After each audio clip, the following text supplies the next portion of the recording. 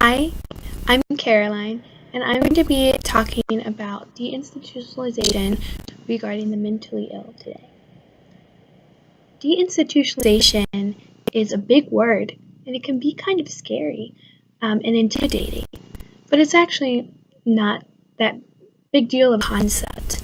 Deinstitutionalization is the moving of the mentally ill from being in institutions to more of a community-based outpatient type of care.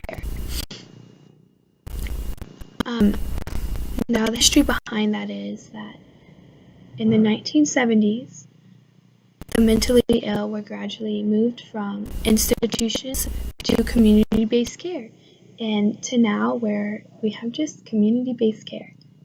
Chow and Priebe, one of my research articles, they looked at institutions and community-based care from 1965 to the present, and they actually found that society's outlook on the mentally ill is completely different now based on community-based care and deinstitutionalization.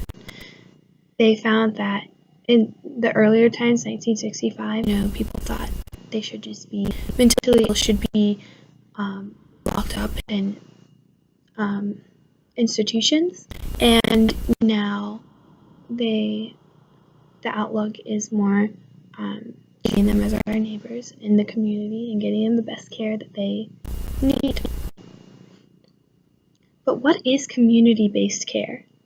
Community-based care is basically what we're learning about in human services. It's human services, case management, that can look like maybe in a group home there's a case manager overseeing them.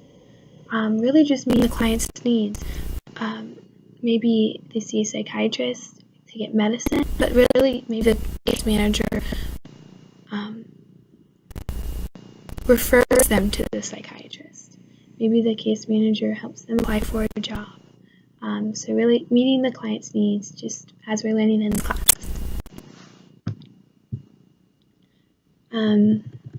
Something startling that I found in my research that I was sort of hoping I wouldn't run into because it's so awful is that the mentally ill are, since deinstitutionalization, have basically just moved from institutions, and now a lot are in prisons. So it's basically just like one institution to another. One of my research articles, the Arthur Prince, talks about how these individuals are ending up in jail, and he suggests that they need serious community-based action because many fall through the cracks. But does that mean that the community-based care that is provided is not enough? And I would say yes, perhaps they need stricter community-based care, somebody who checks up on them more often to make sure they're taking their medicine.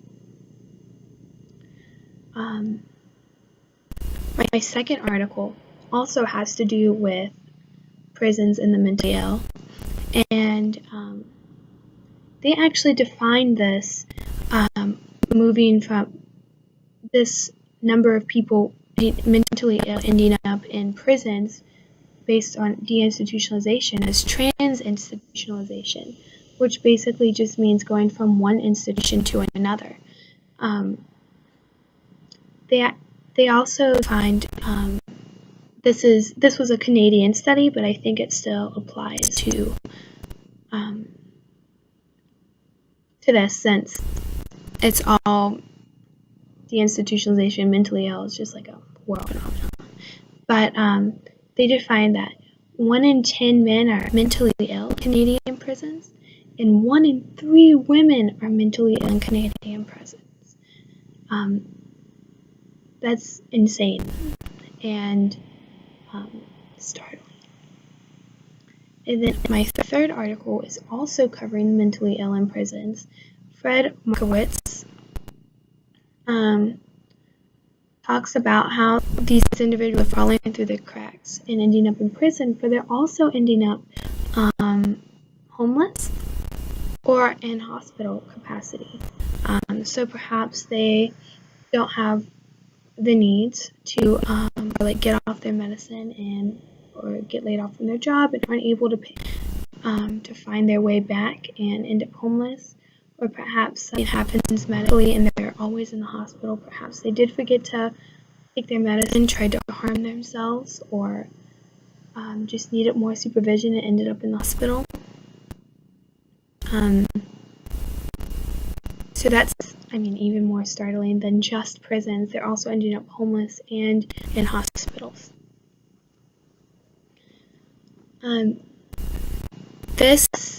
These articles all really aligned with the video that we actually had to watch in class. We had our last video essay on about men or women that are mentally ill ending up in prison based on deinstitutionalization, just ending up in prison. One thing I took away from the video was over and over again, they stressed about how important it is for these individuals to take their medicine. And I feel like deep down they knew it was, the patients knew it was important, but somehow maybe they thought they were feeling better with their medicine, so thought they were cured and stopped taking it. Maybe they forgot, maybe they just outright didn't want to take it, but once they stopped taking their medicine, they were back in prison like the next week, even a couple days. I did see one instance in that case where one gentleman was just like that, but he was placed in a residential facility run by human service professionals, like social workers, that, checked up with them on their medicine and worked on them with applying for jobs and things like that, working on their skills, making sure that they were good, but also checking up on them.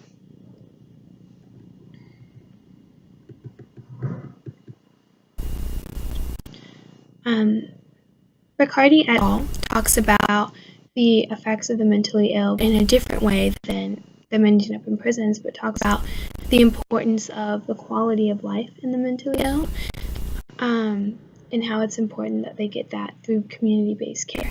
They said that social relationships, work, and independence are essential to the quality of life. And what is quality of life? Quality of life is, what quality is your life? Is it good? Is it bad? And I think it's our job to make sure that our clients receive the best quality of life that they can. That is something that was stressed when I took music therapy classes the most, was the quality of life. Maybe, just making them happy, having activities. Actually, in my service learning project, I'm actually in a nursing home, but being boxed up in this residential facility all day, activities are so important, and that improves their quality of life. I can tell when there have been no activities the whole day when I go volunteer, or when there had been activities based on the mood of the clients. And so that is something that's really important to keep in mind with clients that are mentally ill.